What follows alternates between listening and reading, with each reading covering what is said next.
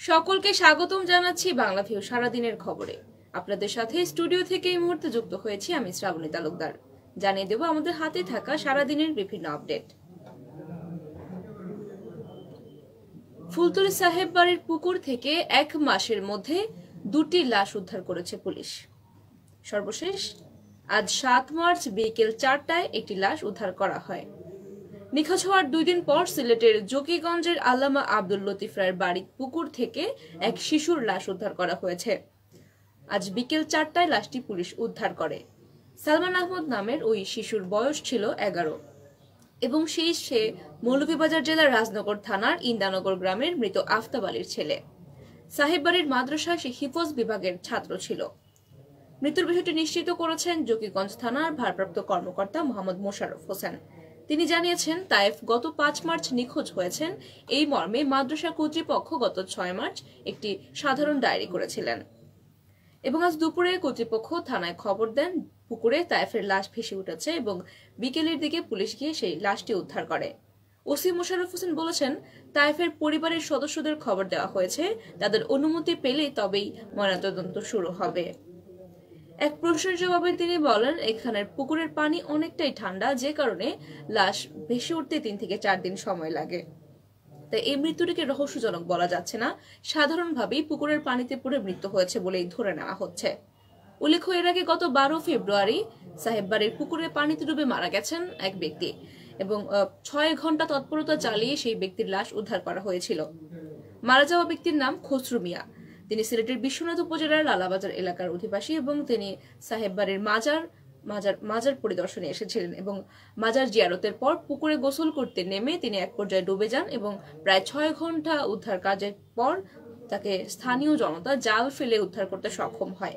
Fire service এবং police ঘটনাস্থলে পৌঁছালেও আলোর পর্যাপ্ততার কারণে তারা সেদিন উদ্ধার তৎপরতা চালাতে পারেনি। তবে স্থানীয় লোকেরা 2 থেকে 3 বার চেষ্টার পর রাত 11:15টার দিকে জাল ফেলে মৃতদেহটি তুলতে সক্ষম হয়েছিলেন। এদিকে আজ বিকেল 4:45টার দিকে গুলিস্তানের বিআরটিসির বাস কাউন্টারের পাশের একটি ভবনে বিস্ফোরণের ঘটনা ঘটে। ভবনটি ছিল 7 তলা। ফায়ার সার্ভিসের তথ্য মতে ভবনের নিচতলায় স্যানিটারির দোকান ছিল এবং সেখানেই আগুনের সূত্রপাত এবং বিস্ফোরণ ঘটার পর উপরের কয়েকটি তলাও ক্ষতিগ্রস্ত হয়েছে এবং এখনো উদ্ধার কাজ চালাচ্ছে ফায়ার সার্ভিসের 11টি ইউনিট। গুলিস্তানের ভবনে বিস্ফোরণের ঘটনায় নিহতের সংখ্যা বেড়ে দাঁড়িয়েছে 15। এই ঘটনায় অন্তত আরো 70 জন আহত হয়েছেন এবং নিহতের সংখ্যা আরো বাড়ার সম্ভাবনাও রয়েছে। বিস্ফোরণের ক্ষতিগ্রস্ত ভবন থেকে আহত 70 জনকে উদ্ধার করেছে ফায়ার সার্ভিস এবং বিস্ফোরণে নিহত 15 জনকে ঢাকা মেডিকেল কলেজ হাসপাতালে নিয়ে রাখা হয়েছে। মরদেহগুলো প্যাকেট বন্দি করে হাসপাতালের জরুরি বিভাগে রয়েছে। নিহত ব্যক্তিদের মধ্যে 2 জন নারী এবং বাকিরা সবাই পুরুষ। তবে তাৎক্ষণিকভাবে নিহতদের বিস্তারিত জানা যায়নি এবং ঢাকা মেডিকেল হাসপাতালে চলছে স্বজনদের আহাজারি। এর আগে গত রোববার ঢাকার সায়েন্স ল্যাবের একটি ভবনে বিস্ফোরণে 3 জন নিহত হয়েছিলেন। এর আগে গত শনিবার চট্টগ্রামের সীমা অক্সিজেন লিমিটেড বিস্ফোরণে আগুন লেগে এ পর্যন্ত 7 জন নিহত হওয়ার খবর পাওয়া গেছে এবং আহত হয়েছেন আরো অসংখ্য অনেকেই। বাংলাদেশে একের পর এক বিস্ফোরণ এবং অগ্নিকাণ্ড যেন পিছুই ছাড়ছে না এবং এতে করে নিহত এবং আহতের সংখ্যাও বেড়ে চলেছে পর্যায়ক্রমে। আগামী জুলাইতেই হতে পারে চলতি বছরের উচ্চ মাধ্যমিক পরীক্ষা এইচএসসি। তবে এখনো দিন তারিখ চূড়ান্ত হয়নি বলে জানিয়েছে বোর্ড।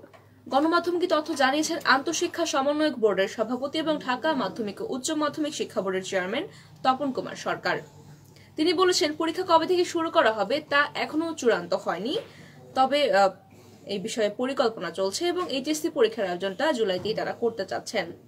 এবং তিনি আরো জানিয়েছেন, আগামী 25 জুন থেকে 6 জুলাই পর্যন্ত ঈদুল আজহার ছুটি এবং ঈদুল আজহার ছুটির পর থেকেই পরীক্ষা নেওয়ার পরিকল্পনা বোর্ড নিচ্ছে। এদিকে আগামী 30 এপ্রিল থেকে এসএসসি এবং সমমান পরীক্ষা শুরু হবে।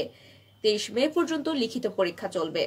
তবে 24 মে থেকে 30 মে পর্যন্ত ব্যবহারিক অনুষ্ঠিত হবে এবং 24 মে এর মধ্যে এসএসসি পরীক্ষার লিখিত এবং ব্যবহারিক সবগুলোই শেষ হয়ে যাওয়ার সম্ভাবনা রয়েছে। এবং যেহেতু ঈদুল আজহার ছুটি চলবে 6 জুলাই পর্যন্ত, তাই বোর্ডের সিদ্ধান্ত অনুযায়ী 6 জুলাইয়ের পর এইচএসসি এবং সমমান পরীক্ষার রুটিন প্রকাশিত হবে।